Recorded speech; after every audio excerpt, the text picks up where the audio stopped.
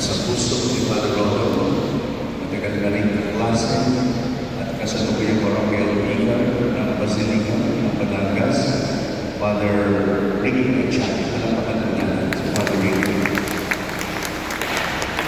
At siyempre nag-akay sa atin sa Pangilinan na nagbigay sa atin ang maganda niyang humiliya, ang Kuraparo, Rector, Basilica ng Laan, Archdiocese of China, dan Santo Niño, Father Angel Pastor. Palakpakan po natin. Magandang hapon sa inyo lahat.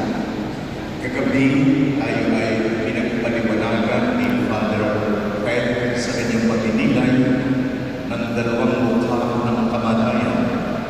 Ang unang mukha ay ang kalungkutan at ang pangalawang mukha ang kasiyahan.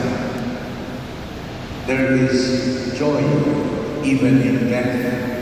Kaya naman nakakasiguro tayo, masayang masaya si Father Rodo. Kailanman hindi para tayo magduda na pinagdududahan ni Father Rodo ng mga pananalita ni Jesus, he who believes in him, even if he dies, will live. Kaya masaya si Father Rodo sa kabilang buhay, sapagkat siya'y buhay, kapili ng Diyos. Ngayong hapon, dinagdagan natin ang kanyang kasiyahan. Nasaksihan natin ang tres cosas, ang paglalakad kay Panginoon dito sa altar. 3 beses na lumigil at 3 beses na nagdasal. Ang tawag, tres cosas. Nadagdagan ang saya ni Father Rodo. Alam niyo kung bakit?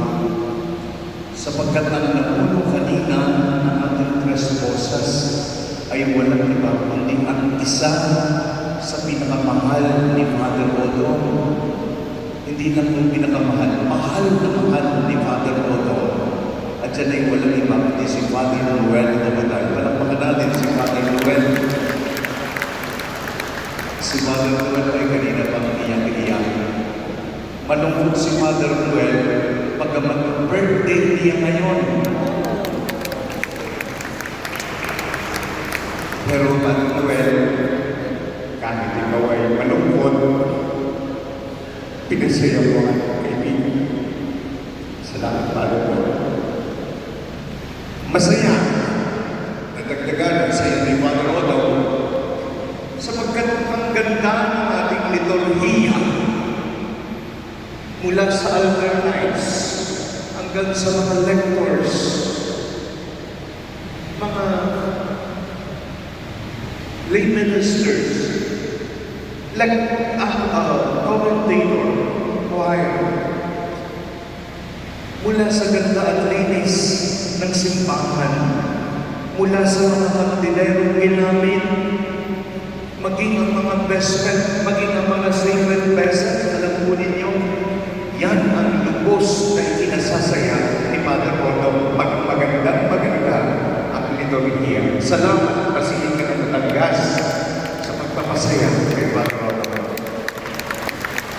At higit sa lahat, alam ng mga kasama kong padre, kung mayroong ika na ay pinakamasaya si Father Rodo sa kanyang mga naging assignments, yan ay walang iba kundi ang Basilica. Masaya ngayon si Father Rodo sapagkat sa huling araw, muli ay siya'y naibalik sa kanyang tahanang minamahal, ang Basilica ng Batangas. Palakpakan natin ang Basilica. Pagpuli natin dadagdagan ang saya ni Father Rodo. Pagkatapos po ng banal na misang ito, tayo po ay mag-motorcade patungo sa mataas na apoy. Papupunahan tayo ng escort ng mga kapulisan. Susundan ng funeral coach ni Father Rodo. Susundan ng pamilya, ang hostel at ilang pang mga sasakyan ng pamilya. At bago po tayo na makikisama sa pagkatid sa mataas na apoy.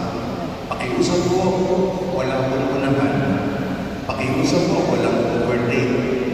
At pakiusap rin po sa mga driver, paki-on ng inyong mga hazard lights para kayo ay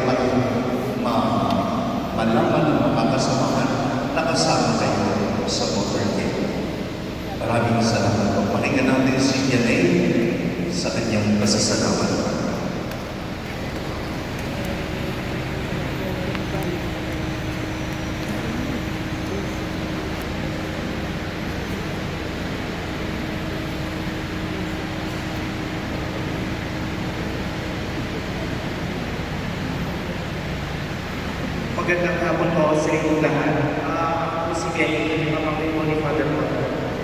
Nung tanungin kami ni Arch kung saan namin gusto dalhin si Father Moto, siyempre hindi po kami agad makasagot. Ang dami kong choices, siyempre gusto po namin sana sa Mabini. Pero siya na rin po mismo nagpapit na Basilica ako ang isa sa malaki sa mga assignments.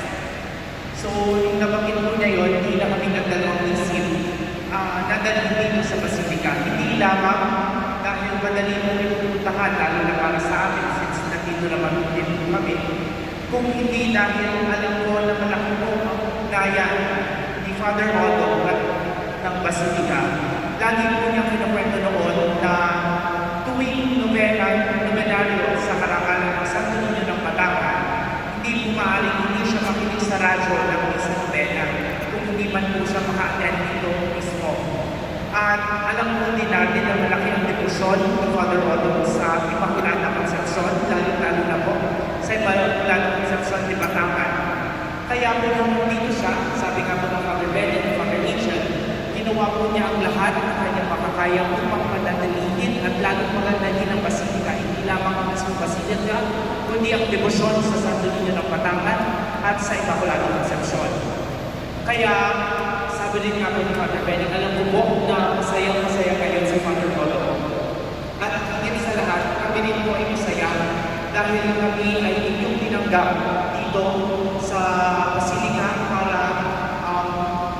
para po mabalik dito si Father Otto.